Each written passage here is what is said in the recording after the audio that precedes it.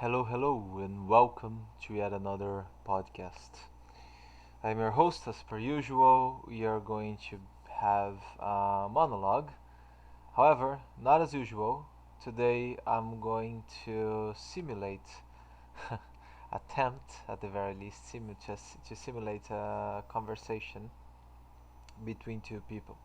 So I've been doing this for like a month and a half, and not many people have watched it, but mostly everyone that I sent it to have seen at least one or two episodes. So thank you for that, because if you are listening to this, you're certainly one of those people.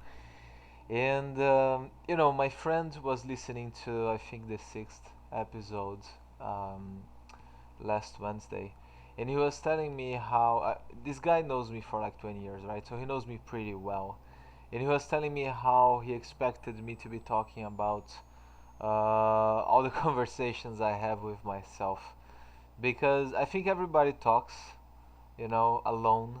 Everyone here listening talks. You probably talk by yourself, but I don't know if you guys do it this way. But the way I do it, certainly this friend doesn't. But the way I do it is, I imagine two figures. Maybe one of them is me, but most of the time I'm talking with someone else. Now, obviously, both are me because it's in my head, but I always picture aspects of me represented by different types of people. And sometimes my ego is, up there with the stars.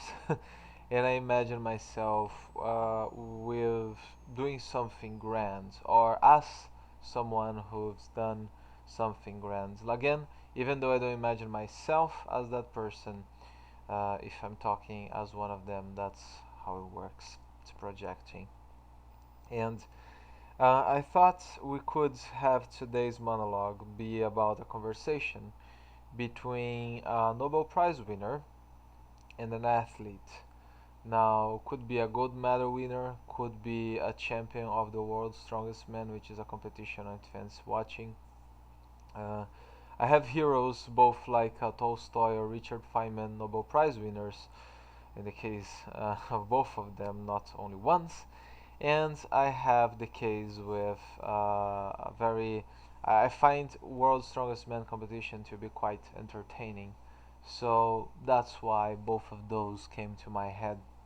And also, there's an episode of Friends that Ross is dating this scientist that is just as much of a nerd as he is, and it's this just gorgeous woman who he doesn't see fit to be dating him. Actually, he doesn't see himself fit to be dating her at first, but things start working out, and then he finds out about her ex, which is a Nobel Prize winner.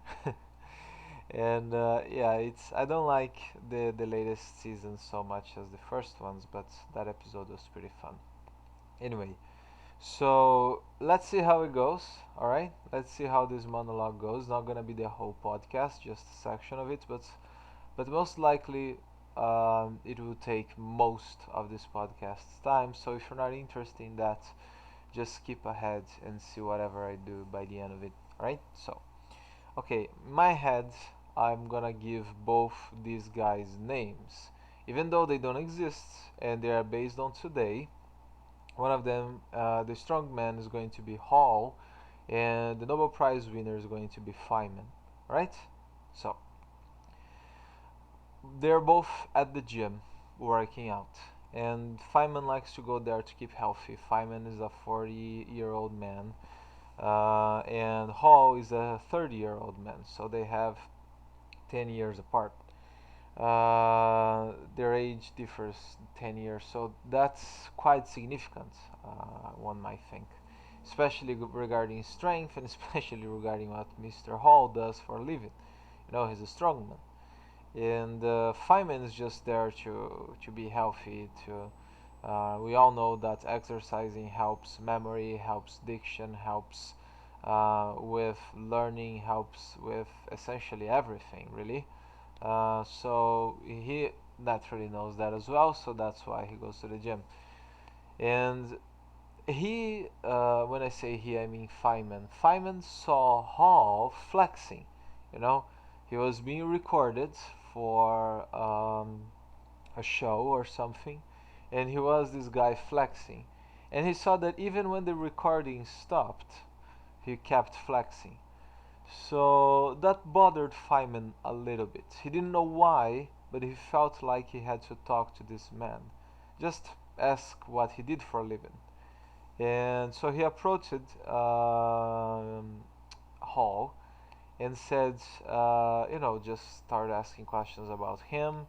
And Hall took an interest into Feynman, even though they didn't know each other. They didn't know what either one did for a living, and they didn't know who each one was. But still, they decided to go out for a cup of coffee to talk a little bit more. Because the gym is not the best place to have long conversations. So yeah, he went to a cafe close to the gym. They sat down, and then Feynman says this. So, Mr. Hall, you told me about yourself. You told me you are a strong man and you are actually a champion, so that's quite remarkable. One must wonder, though, why do you need to be doing what you were?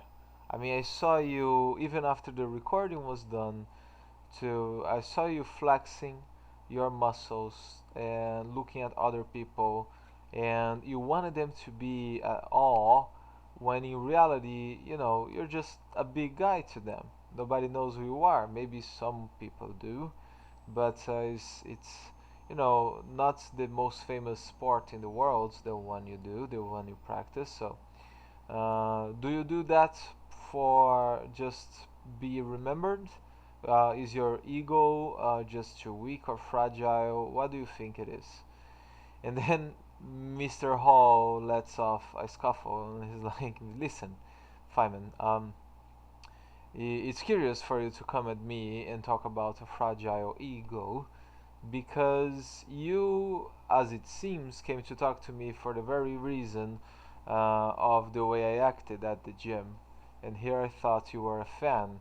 So doesn't your action qualify as a characteristic of a fragile ego for you to have to come at me and tell me how I need or how I can't act around other people? I mean, I don't know if you know that, but actually a lot of people who work out at that gym know who I am. So I thought maybe I'll find a fan, maybe people appreciate it, and I was just having a jest. I didn't mean anything by it. And then Mr. Hall proceeds to say like, um, Mr. Feynman, maybe you heard about something called projecting, and that's what you're doing. Maybe your ego was a little bit hurt because of what you saw, a younger man, stronger fella, and maybe you wanted to just prove to yourself that you're not beneath me, and that's why you're here. And then Mr. Feynman starts talking again, and he says, granted, Mr. Hall, I agree with you that this could be reality, this could be the case here, but still, it doesn't. One does not exclude the other. They are not mutually exclusive. You could be flexing because of a fragile ego, and we could be sitting here because of my fragile ego. And for the sake of argument, who doesn't have a fragile ego? Do you know anybody? Do you know anyone that is so humble or so confident of their own ability that they never show any means to prove themselves to others? They don't ever show any means to showcase what they are good at. And then Mr. Hall proceeds, yeah, of course, I believe that everyone does it. But then again, I was doing my own thing. I didn't go up to you, and even if I did, I would be just looking at you flexing my arms. I mean, what's the harm in that? And now, you didn't lie to me, but you acted as you were a friend and you wanted to talk a little bit more, and you caught me in a good mood, so here we are. And then I found out you are just doing this because for some reason you asked me here again to prove to yourself that you are not beneath me.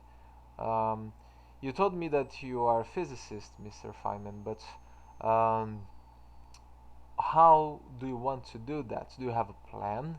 What do you want to tell me that was so important for us to sit down at this cafe and for you to tell me all this stuff? And then Mr. Feynman proceeds. He says, well, granted, you got me there. I really just wanted to tell you of my accomplishments. And even though you most likely are not going to care, I was doing that for my own self-assurance. I needed to tell you that I have a Nobel Prize. I needed to tell you that I'm a university professor, that I have a lot of success in my field.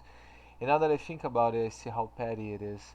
And I also see how I am just like you, but we are in different fields, right? You are also, as a champion, you are very successful in your field. But now I might ask you, Mr. Hall, I might ask you, uh, what is your accomplishments have to do with society? Because mine, despite my fragile ego and despite how petty I am to you right now, you have to agree that what I've done for the world, you know, winning my Nobel Prize is worth of change. I mean, this is the pure definition of the prize, right? I need to change my field in such a way, and I have to excel my field in such a way that is going to that brought something new, that kind of changed the game, you know. So how did you do that? And how does your work, how does your accomplishments equal to that? And Mr. Hall bites the bait here. They were talking, even though, just attacking each other in a way. They're doing that in a very civilized manner. No one's raising their voice, no one's gesticulating aggressively. They are simply sitting, sipping coffee, and talking. So Mr. Hall proceeds. He says, so, you're telling me that you have all these accomplishments that bring something directly to society, meaning to say that I don't, right? But let me ask you this. Do you ever did you ever need entertainment in your life? Maybe you have a wife or a husband, maybe you have kids, you have friends. Do any of them ever needed have any of them ever needed to be entertained before? You know, entertainment has a very strong value to society. I don't know if you watch Neil deGrasse Tyson podcast, which is a scientist that also has a lot to bring to the scientific community, and he has a podcast called Star Talk, which is a means of entertainment. So he's mixing what you're telling to me that's useless with what you do that you think is so useful. And he's interviewing Katy Perry, the singer, and he's interviewing Katy Perry, and she says that she needs to learn more about math. There's a section of the interview that she says that she needs to learn more about science or more about math. I don't quite remember her exact words. And then Neil deGrasse just stops her right at the spot and says, "No, no, no, no, no. You don't have. You can't. We need you with your music, because maybe if an alien race comes to Earth, the way that they're going to communicate is not going to be through science, it could be through music. And the way they're gonna know we are worth not, decimating is by your music. So we certainly need entertainment. I enjoy your songs. There are several million people out there that also enjoy your songs. So you are needed exactly what you are. Don't waste your time learning about science. You could at least know the basics, but don't worry yourself about becoming a scientist." Something like that was the answer of Mr. Neil deGrasse Tyson. And me, sir, Mr. Feynman, I am sitting here sipping coffee, being offended by you in a very civilized manner, I might add, but still being offended by you. And just, my mind just wonders, do you not know the value of entertainment? Because this is what I do. Not only I try to inspire people to train and become a better version of themselves, like I did with me, I also try through the competition, and I was just recording for my YouTube channel, you might know, and I also have a TV show, and all of that stuff is for me to bring people entertainment. And entertainment's useful. I mean, I just used Neil deGrasse Tyson example, who's a scientist that is like he he's a voice. He's the voice of science to a lot of people. We also have uh, the science guy. We also have um, Brian Cox, the British guy that has a podcast called The Infinite Monkey Cage. Those are all scientists and engineers and physicists, whatever, but they are all scientists that use their knowledge, use their backgrounds in order to bring people entertainment. So not only both are useful, you can combine both. I mean, imagine you with your knowledge, me with mine, and me with my knowledge, and we put both of them together and make a show mixing science with strength. Wouldn't that be wonderful, Mr. Feynman? And then finally, after a long monologue of Mr. Hall, Mr. Feynman has a chance for a response. He waited very patiently, very respectfully, which is precisely how Mr. Hall is going to behave, following this conversation, following this small debate. And he says, "Yes, sir, of course we could agree and disagree and even work together. This is not what at stake here. I'm just saying that maybe some humility is needed, in your line of work. Maybe that's how you teach people maybe how that's how you inspire people. If you're humble, people already know how strong you are. Even if they never saw you in action, they can see by your size that you're not a regular human being. Now, as for me, if I'm not sitting here and telling you all this stuff, you'd have no idea. To you, I would be just another skinny old guy walking around and saying shit to people, which is not the case. I don't usually do that. In fact, I was reluctant right before I came to you, if whether or not I was making, the right choice, which I don't think I was. But I'm actually having fun with this. You actually brought a very good and interesting aspect because, as you mentioned, I know the podcast of Brian Cox. He actually always does it with a comedian, which I'm sorry I don't remember his name right now, but yeah, the Infinite Monkey Cage is a scientist and a comedian, and they usually have three guests. Two of those are university professors, and another one is a comedian, and they have that. So they have two comedians and three scientists, and they talk about different topics.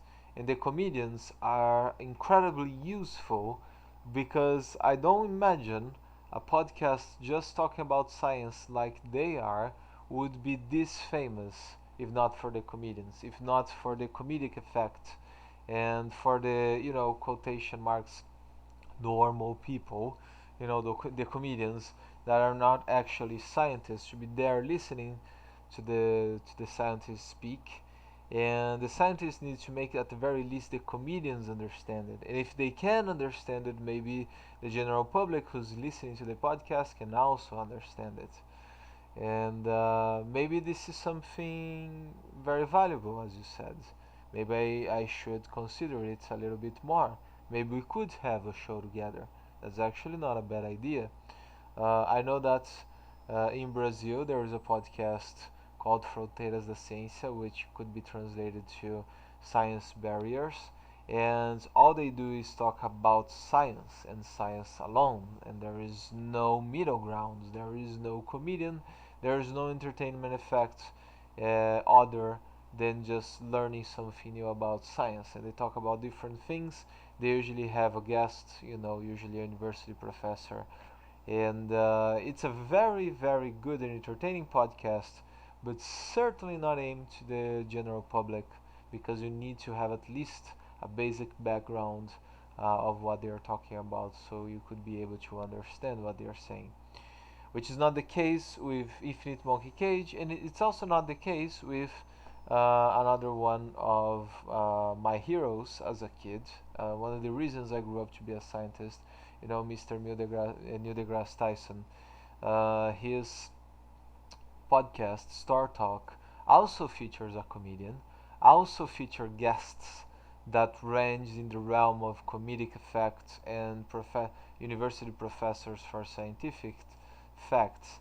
And it's a very strong, very entertaining podcast for that very reason. So maybe, sir, I owe you an apology.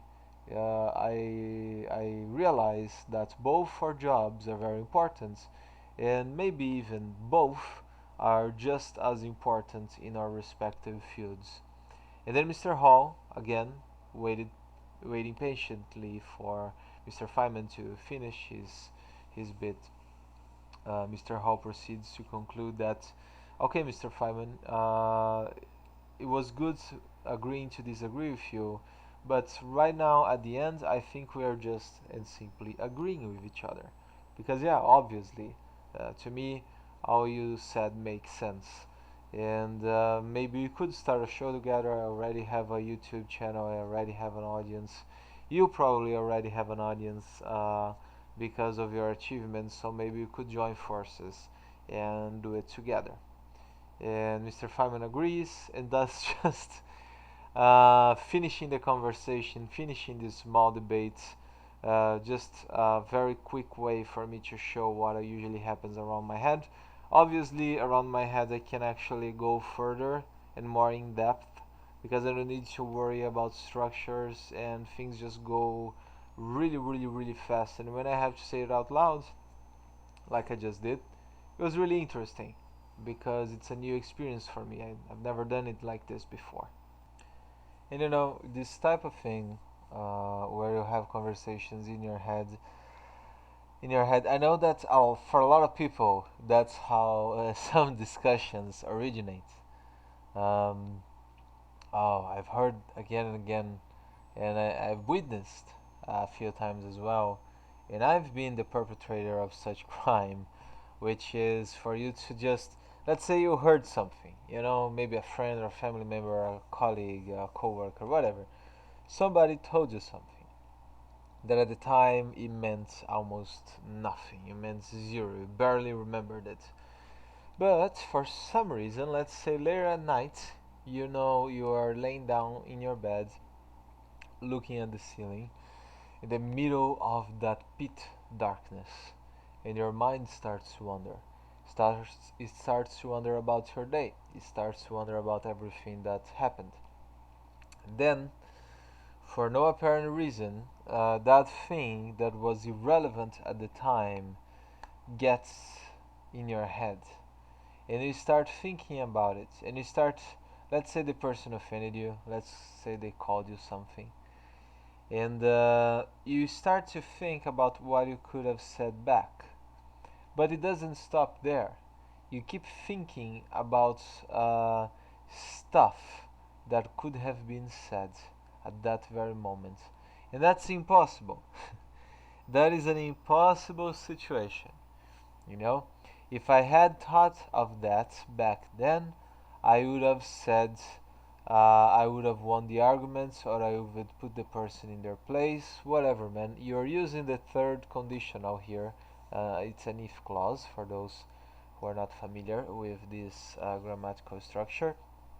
You're using the third conditional to just talk about the impossible, which is the very function of the third condition, may I add.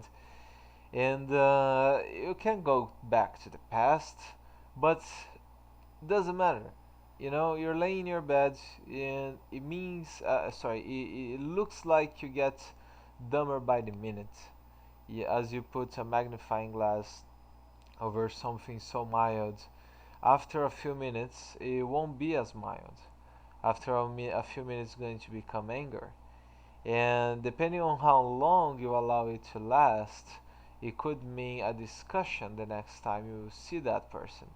You know, Maybe they are your friends and they were just jesting, and you're suddenly taking something that is not serious, something that is really small, and you take it out of proportion.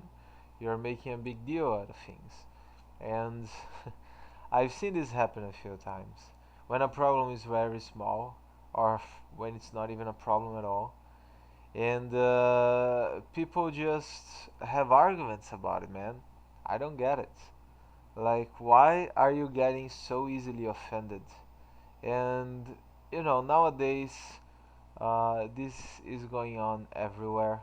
I saw an article this week about a mother that thinks she has the right to speak out for hating, for the fact that she hates to be a mother. That's what it's coming to. She's starting a movement for every mother out there that hates being a mother. I mean, how much retarded, how much more retarded can you get? How much more than this? Um, and we all know it's not where it started, you know. It started with noble reasons, this getting offended movement. Some people are actually victims, and they never got heard. They never had a voice. And when they started to have a voice, all of a sudden, everybody wants a voice. You know what I mean? All of a sudden, it doesn't matter who the fuck you are, if you've never been reprimanded in your life, you see other people getting a voice, you want a voice. Even though you don't need it. Or maybe even though you had a voice all your life, you just never used it. All of a sudden, you want a bigger voice. And if you already have one, you want a much bigger one. And I don't know, man. And we can't talk about it either. Like Bill Burr tried to make some jokes about that during the Saturday Night Live, which was a huge success to whoever likes Bill Burr. But a lot of people hated it. Oh man, Twitter was on fire. Everybody was talking about Bill Burr, and he didn't please. I don't think he pleased a single person that wasn't already a fan, but he pleased his fans so much that his popularity actually increased because his fans were in awe. They were like, "Whoa! I cannot believe he just walked through that minefield."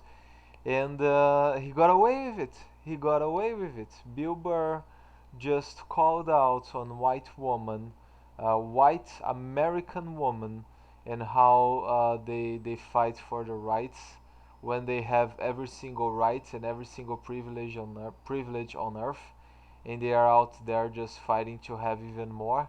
And he makes a fun about how that's stupid. He doesn't save these words. He's very careful, but that's what he meant. And it's a very funny bit. It doesn't matter if you don't like Bill Burr. It doesn't matter if you didn't find it funny. It is funny, you know. And I'm not even saying for me, even the audience, which was the very people he was making fun of, even they laughed at the time. Maybe because they had to, it's the Saturday Night Live show, and they had to laugh. That's exactly why they are there for. But still, he walked through that minefield and he got away with it. But I'm just using this to picture and to actually illustrate, rather, how nowadays it's very difficult for you to have a difference of opinion with anybody, man. It's really different. It's really difficult. And to me, that makes no sense. Because if you're talking to a person of which you don't agree with, that's amazing. You know, that's a chance that two people, if it's a conversation between two people, that is a chance that two people have to learn and to improve. Maybe they don't change their minds. Maybe if I'm talking, maybe if I'm a Republican, and I'm talking to a Democrat, maybe I won't become a Democrat, and maybe he won't become a Republican, and maybe we just have to agree to disagree by the end of the day. But it's very difficult to imagine a scenario where both parties won't learn anything from each other. You know what I mean? If it's done respectfully and civilized, in a civilized way, in a civilized manner, there's no reason why you shouldn't be learning a lot. To, I mean, I used to be part of a group. Doesn't matter the name. It doesn't matter what it was for. But I used to be part of a group that people actually said, as a rule, of the company that has several different places around Brazil and other countries, that you could never, never, never talk. That is a waste of time for you to talk to someone that don't agree with you. You should always try to talk to and have around you people that agrees with you. Honestly, if you are like that, you are a idiot. You are an idiot, alright? You are a moron. I'm sorry, but that's the truth. I mean, if you don't have at least one person that contradicts you, then your opinion has very little value, man. I mean, you should at least listen or read to something you don't agree with, because you need to know at least a little bit of both sides. I mean, I know I'm a little extremist in that regard, you know. I always try to go for someone that contradicts me entirely, or I like to go and read whole books of authors that I have zero respect for, and that I know their books, their essays, their articles are not, my cup of tea, and I know even sometimes their work is actually pretty bad, is renownedly bad. Still, I go out of my way to read it, because I want to see firsthand what that person is talking about. We have a guy like this here that I think is living in the United States, a guy called Olavo de Carvalho, and a lot of people here either love him or hate his guts. The ones who actually know the guy. You either love him or hate his guts. There's no middle ground. And he has, as far as I know at least, no academic background, right? He has no academic background. He's a contrarian. He always tries to offend and go around respected and renowned academicians, and even late academicians, people that aren't even around anymore. He gets out of his way to attack them, and he incites his students and followers to do the very same, which they do. And we have a lot of these guys over in the United States and England, and of course in Canada and Australia as well.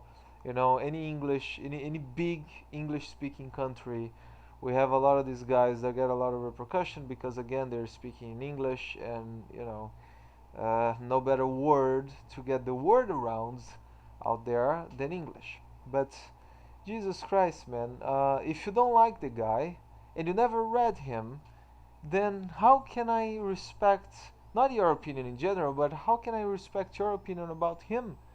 Like I ask you if you like the guy, and you say no, all right? And then I ask, what have you read of him, and why don't you like it? And then you say, I've never read anything of him. I mean, that's preposterous.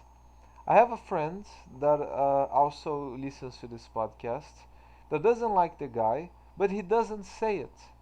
If you ask him what he thinks about the guy, he simply says he doesn't know the guy enough. And thankfully, most of my friends are like that, you know, and most of my students. Thankfully, if you don't know an author, you don't comment on his work because that's how it should go. Even if you're a professor, you're a supervisor, even if you're a hero, whatever it is, don't like the guy, you should have your own opinion.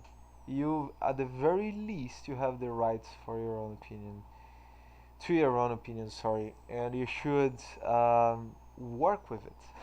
You should use it. You should use those rights all the time. And of course, that goes everywhere, man. Oh, that goes for when people don't like other people just because a person that is close to them don't like those people or that other person or whatever. And that to me is also preposterous, is stupid, you know? Like, oh man, my friend doesn't like, I don't know, John. I don't know John, you know? Maybe I won't try and get out of my way to become friends with John, but why should I give a fuck about John? I heard this shit a lot. Oh man, if you're my friends, then my enemies are your enemies. No, buddy, I'm sorry. If that's what you expect from this relationship, we're not going to be friends, alright? Uh, to me, that's how it should be. Because you need to have your own opinion, and when you let other people decide for you, it means you have no opinion. It means your mind wasn't used, which means your mind was useless during the decision process. So you shouldn't say, I don't like this author. You should at the very least say, my professor doesn't like this author, or my friends doesn't like this author, or my family members don't like this author, whatever. But don't say you. Don't make other people's opinion your own. You know what I mean? And that goes for everything, man. And I think this is the problem.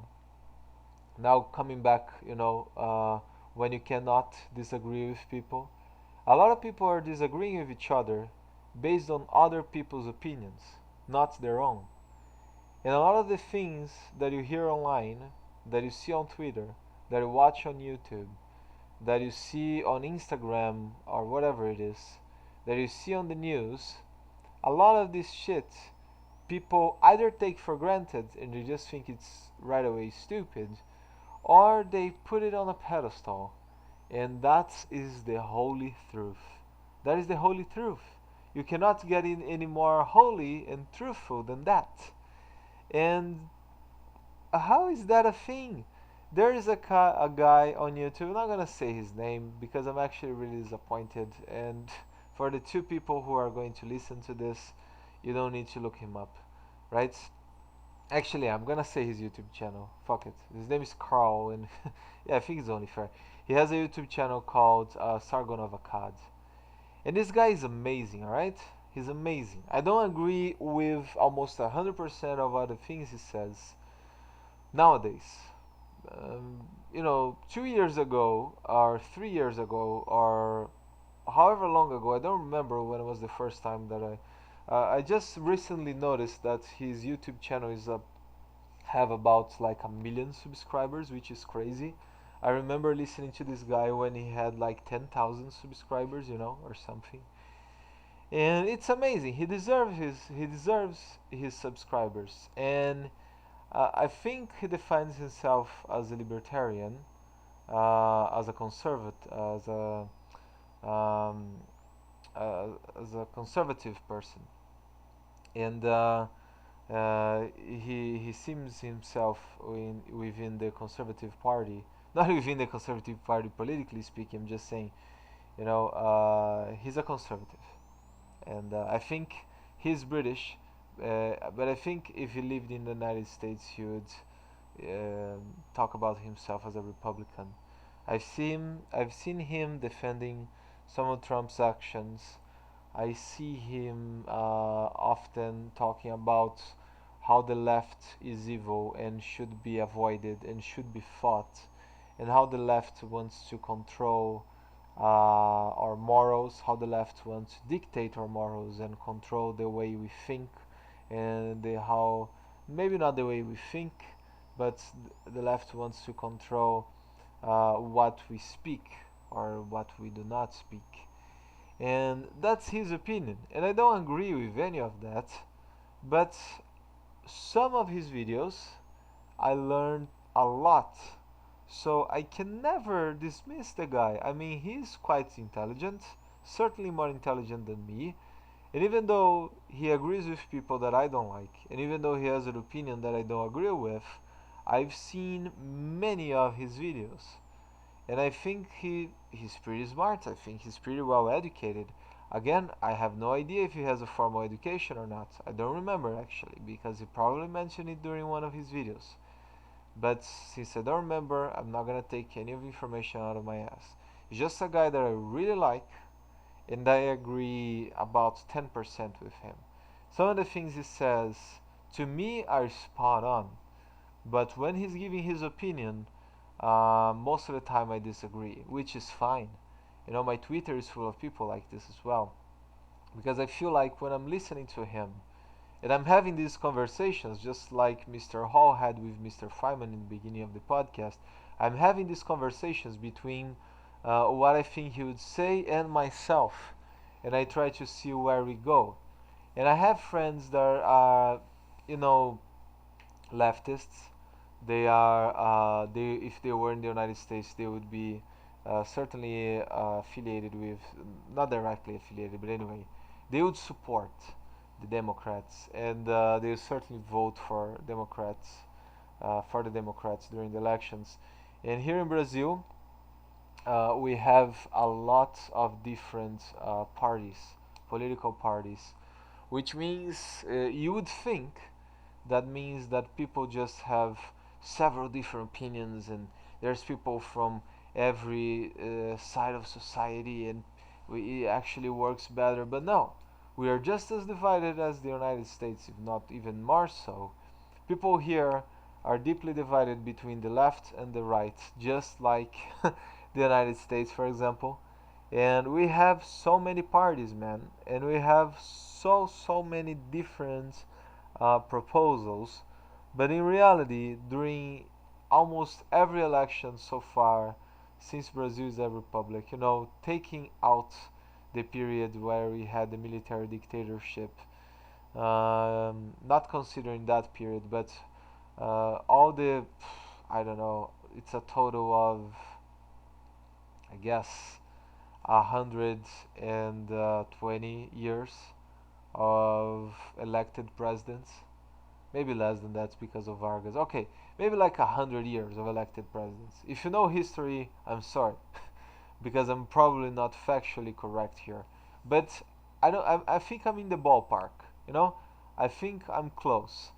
And let's say 100 years of democratic elections.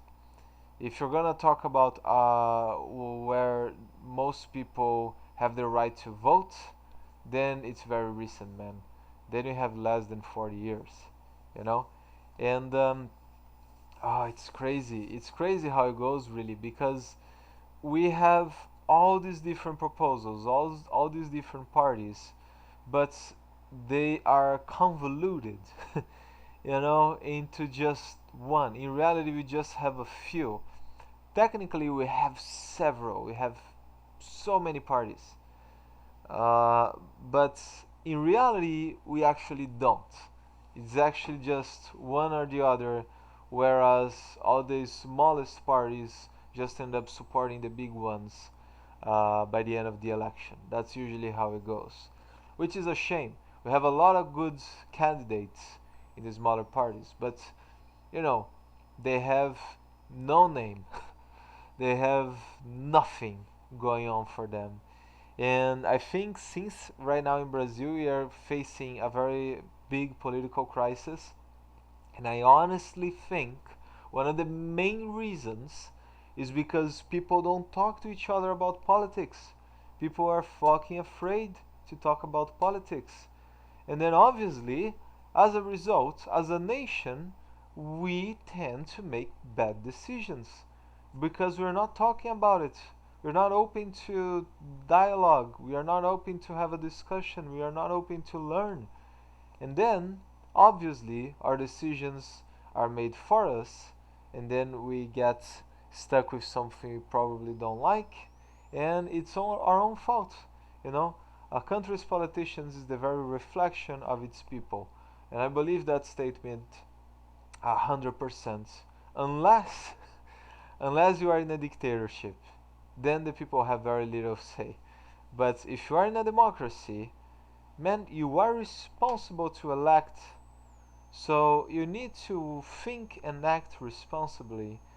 And if you do, but your neighbors and friends and everyone around you doesn't, then you're going to be represented by someone you disagree with.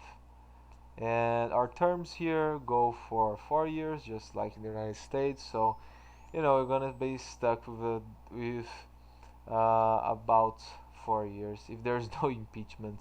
I think Brazil has one of the biggest histories of impeachment in the world, But we still don't know if Bolsonaro is going to have a full term. Some people believe he's going to have 8 years. Some people believe he's not even going to finish next year as the president of Brazil. But honestly, man, I'm not gonna say I don't care.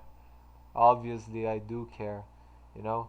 And for those who don't know, next year we have another presidential election, you know. And if Bolsonaro is still in charge by the end of 2022, uh, we actually have a big chance of him being re-elected. And I know the few people who are Brazilian and who listen to this podcast and who actually care for what I have to say. I know that you don't want that, and one of the only reasons you can maybe at least at the very least help solve this what is a problem for you is to have discussions with other people. There is no other way, man or woman. There's just not. All right. This is the only way.